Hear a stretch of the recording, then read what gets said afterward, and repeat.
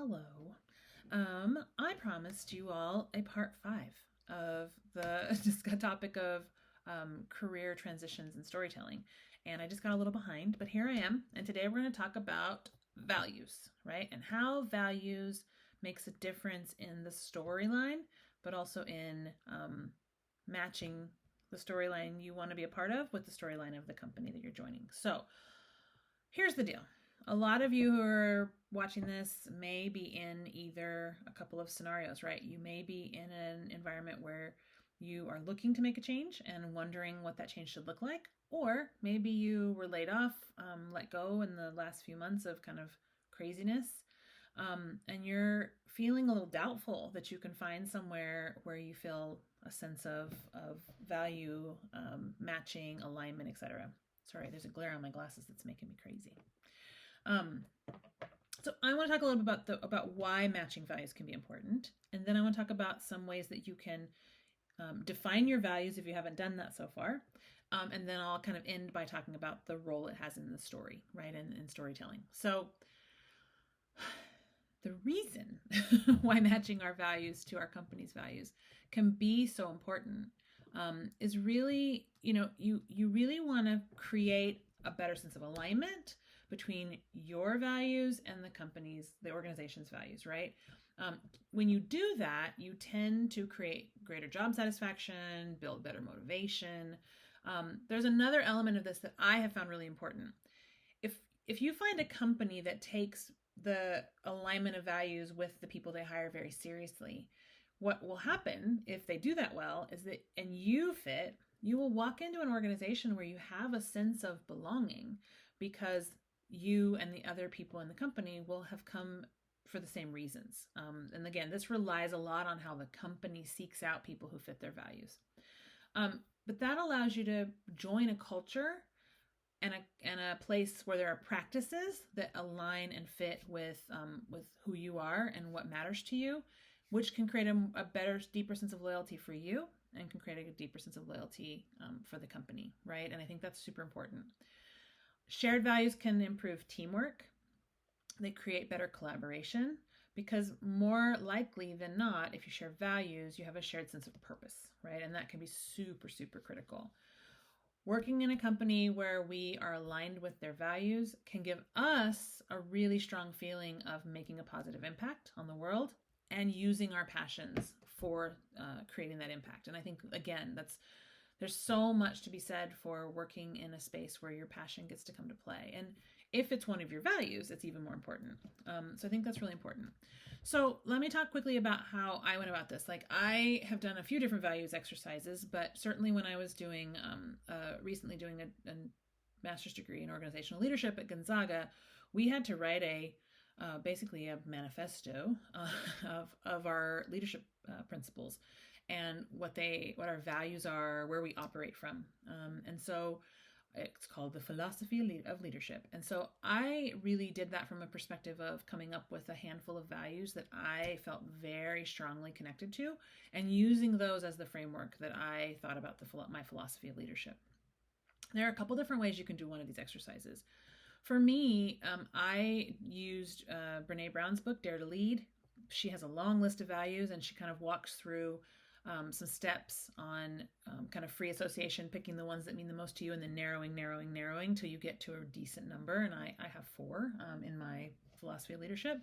But there's other ways of doing that. There are quite a few of these kind of values clarification exercises, which is similar to what Brene Brown does. But there are different kinds of surveys and assessments too. There's one called the VIA survey, and it's really about values. I think it stands for Values Inventory Assessment. I think I might be wrong, but that one you can find online, and you should be able to find it even a version of it for free. That one really can help you identify your most prominent values and then how you tie your strengths to that. So that's an interesting one. There's also another one. I wrote this down. That's why I'm looking, in case you see me look at my notes. There's also one called a personal values assessment. And that one, I think when I looked online, it cost like $20. That one is more a series of questions that help you get to your core values, which I think for $20, that's pretty good. And it can really help you get to them quickly, right? Because it's asking you questions to hone in on giving you a handful of words. Some sort of offline versions of that you can try. There's what they call a life purpose exercise. So, what's my life purpose? What have I valued and loved about things I've done in the past? What do I want my future to look like? And pulling those together into a series of words that really hone in on your values. And then I would say using the 5 whys for those of you who work in tech or have done this before, asking yourself why question after why question after why question until you get to the bottom of what is your why? Why do you show up and do what you do? I think can be really, really, really helpful as well. So there's different ways of going about values exercises. The last thing I'll say is very much tied to this storytelling element. We need values defined. It comes up in many of my coaching sessions. I'm like, does that align with your values? Do you know what your values are? Do you know what you're looking for? Right? And this conversation happens a lot. And ultimately we come back to, what are your values? And sometimes it's very obvious because people use certain phrases and words and articulate the values in just common conversation. And sometimes it's a little more obscure, right? But once you really hone in on them and know them and feel comfortable that you know them, they basically become a framework, a litmus test that you can run companies up against, right? You can look at a job, like a job description and say, no, right? Or, yeah, I think so far. And then you're going to have a conversation with a recruiter or the hiring manager and be like, okay. And you're constantly bouncing what you're learning against your personal values and saying, does that fit me? Does that fit me? Does that fit me? And maybe if you have 4 or 5 values, every single one of them doesn't charge at the exact same, level when you're having these conversations. But there should be an overall sense that you don't have to give up what's important to you to show up and do good work. Instead, you want to be pouring into what you're doing, not feeling a sense of, well, I had to give up my value of honesty because we lie at this job. So you know what I mean? Like, you don't want to leave something on the table that's that important to you. So I'll tell you, like, my top values are courage, curiosity, connection, and passion, right?